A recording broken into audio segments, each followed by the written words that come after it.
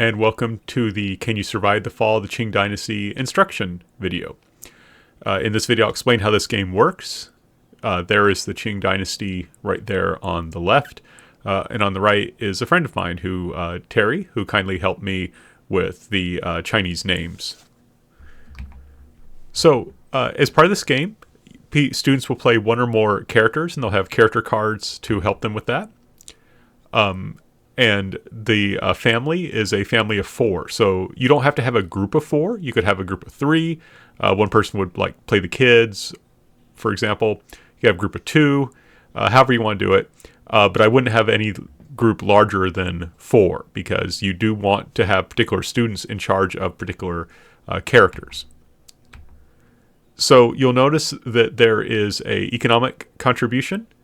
That's how many dice that person would roll during a hunger check, and this is kind of the usual. 1, 2, 3 is a failure, 4, 5, 6 is a success, though in this game sometimes those numbers change. And the S marks start. So for example, Yu Ying would start with a 5 economic contribution. That can go up or down during the game, and the same is also true for Fate. So that's where they start, and then if it changes, they may mark the other one. You can put the card in plastic, or you can just let them write on the cards. It doesn't change that often, and if they write in pencil, they can just erase it. The food needed, they don't need to worry about this unless their character dies.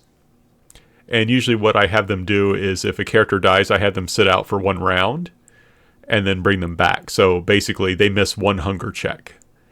So they're not contributing for 1 hunger check. But food needed, they only need to worry about that if they die. Health is how much health they have. If they lose all their health, they die. And sometimes there's things that you lose a health, you just mark that off. So you also, in addition to the regular family cards, it's also good to have extra family cards so that if someone dies, you can replace them. And usually I replace them with the same kind of character. So if the mom dies, for example, if Yu Ying dies, I would replace her with Yating, who has the same statistics.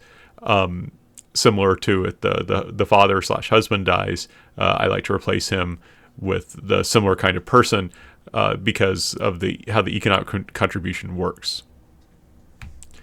So there is an event deck, and one thing about this, first of all, one thing that's important that happens during the Qing is that the population keeps going up, but they start to run out of land where an increasing population doesn't lead to increasing wealth, right? So if you have some land and you have a person born and then they can just work on that land and make it more productive, that's fine in terms of feeding the population.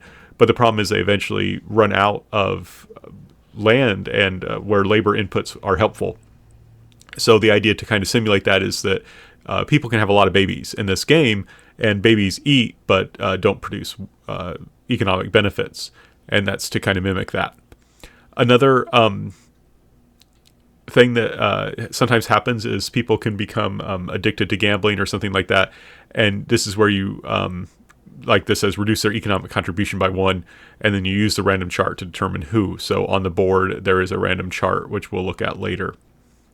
And then there is an event early on where they can invest in tea, and if they draw the return on investment card, they get to use that. So you need at least 14 6-sided dice for each group, so that's a lot. And you might want to use like an app like a Dice Roller that will do that for you. And this is why it's important to have each student play a particular character and all roll their dice. And sometimes you do have to remind them about what I call dice discipline, that they should roll their dice quickly. Sometimes they want to each person wants to take a turn, and each person wants to roll their dice 1 at a time, and that takes forever. And so you don't want that to happen. So it's important to remind them, keep rolling your dice. And it's good, of course, to have a place for students to roll those dice, especially if you have 14 dice. And with this many dice, I think it's really, really important to have the failure and success chart to help them very quickly figure out their dice. So earlier I mentioned the random chart, and there you can see in the bottom right, that's just, it lets you figure out where if something randomly happens, you roll dice and it lands in there. If you don't want to mess with an 8-sided dice and just want to use 6-sided, that's fine. You just would ignore baby 3 and baby 4. And then, of course, if they roll someone who's not with the family, they would just roll again. But you start off, you place a food counter on the 10 in the total food needed box, and that can go up if they have babies. It can go down if they lose people. You would then add 1 food counter to the stored food box, and then add 1 reputation counter to the reputation box. So one other thing I should notice about babies, if you have someone die and you have a baby, especially if it's like one of the kids, you could say the baby has grown up and then just give them a new kid card. And basically that babies, like I said, they don't contribute economically. So it's nice to that's something you can do if that team is having a hard time, but you don't have to do that. But I like to start off just giving them, so yeah, you put the 10 in the total food needed box. That's already calculated. The harvest box, they do that to help them figure out the harvest check, which I'll talk about later. I usually give them 1 stored food and 1 reputation to begin with, just because that shows them where things go, so that you don't have to explain it while you're playing. You explain it during setup and then understood, okay, stored food goes here, reputation goes here. And then there's a 5 food marker just to make keeping track of records a little bit easier. So in terms of order of play, the students are asked a question. If they get it right, they add a reputation. Then they draw a card, and it's only 1 per family per turn. Then they resolve an event. And then finally, they make a hunger check. So here's an example of a question. And then I just bold the answer. And you can use different questions if you want, of course. But the idea, I like to give them a reputation for answering a question correctly. That just makes the game more interesting. It makes it so there's more of a reward for answering questions correctly, so they take it more seriously. Then they would draw a card, and then we would have an event. And one event is the investment in tea. So a relative approaches and says that foreigners want to buy tea and wants to borrow money to set up a tea business. And then there's a simple question: do you loan him money or not? And you give the students a chance to make that decision. If no, nothing happens. If yes, subtract 1 success from your hunger check this turn. So the way hunger checks work, each family member rolls a number of dice equal to their economic contribution number. And then you add up the total number of successes of all family members. And that's, again, reminder, dice at length 4, 5, or 6. And add that many food counters to the harvest box. So if we go back, there's the harvest box right there. So that's mostly going to be empty. And what happens but during this part is when you actually put food into it.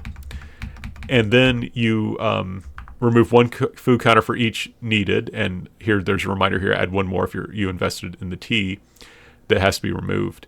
But the idea here is that, okay, you harvested it. Now everyone has to eat. And then you have food counters left. Well, that's great. You have extra food. Move them to the harvest box, from the harvest box to the stored food box. And then that stays there. So the idea is that they might have enough successes now, but later on they're going to have to eat that food if they don't have as many successes. And things will get difficult. If you do not have enough food in the harvest box, you can remove a food counter from food storage or a counter from the family's reputation for each missing food, and you can spend multiple food counters if necessary. So the idea of reputation, and you can explain this to the students, is that they basically ask their neighbors for some food, and because people respect them and like them, they're willing to give them some food, but you can't keep doing that forever. So eventually reputation will go down, right? If you're always asking for people for food, they'll want to stop giving it to you. Then if they don't have enough reputation or food, they have to lose 1 health for each missing food. Determine who loses the health, roll on the random table on your board, right? So on the board, remember we talked about that random table, you would roll on that, and you do this for each missing health. And then if anyone dies, the student should let the instructor know. Like I said, I like them to sit out 1 hunger check and then give them a new character, because it's boring if they never have the opportunity. Now, one thing I should note, you want to go through this, the PowerPoint, and decide if there's events that you don't think are appropriate. So, for example, students have the opportunity in the traditional game to sell opium, and you may not want them to do that, but that was an important part of the time period.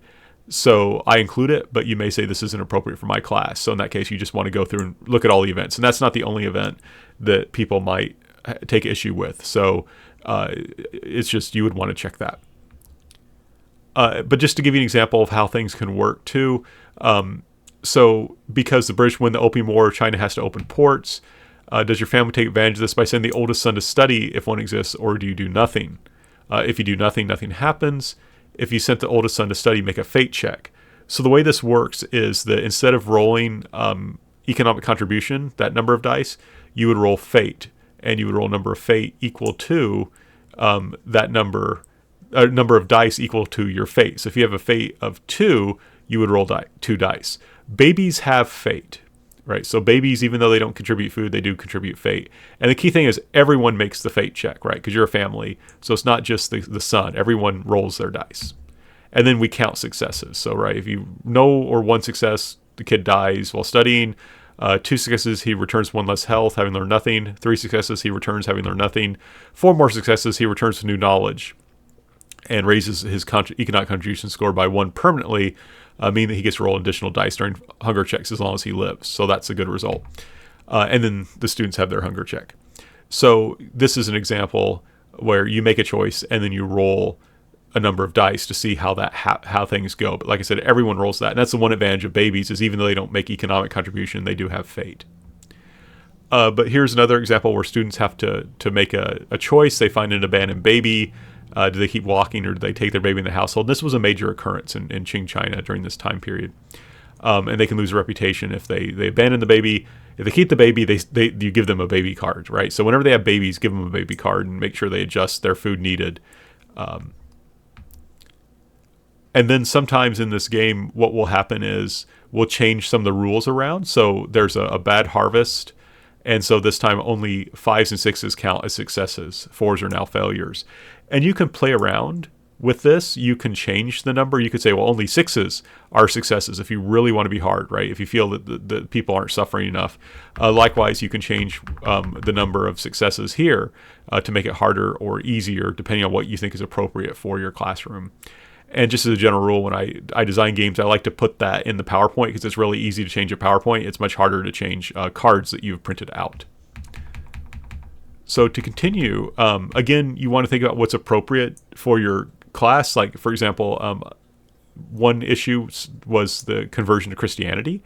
And so sometimes that was something that people would do, either both for sincere belief, but also sometimes because it gave them access to powerful foreign missionaries and food. And so you have to decide, is that something that I want in my class? And if it's not, then you take it out. So you just want to check with that. And here it gives them the possibility of extra food. And then the way the game ends is that you hear there's a rebellion and the students need to decide who they support. But the kind of trick of this is that ultimately it doesn't matter who they support. What matters is just trying to survive, right? So whichever side wins doesn't really matter too much to you right now as a peasant. What matters to you is still feeding your family. So that's why we have another one where successes only are 5s and 6s. And then it ends just saying, okay, the rebels succeed and the Qing is overthrown, opening a new chapter in China's history. If you're still alive, congratulations, you survived the fall of the Qing Empire. So that's how it ends. And that's an image of Sun Yat-sen, who will be the first president of the Republic of China. And then we have some reflection questions at the end. So I think it's a fun game. A lot of students like it. Be ready for people to complain about having lots of babies, but that's an important part of the game. Like I said, this is one you want to kind of especially look closely at to make sure, is this appropriate for my classroom? But I've never had any issues with it. But of course, every classroom is different.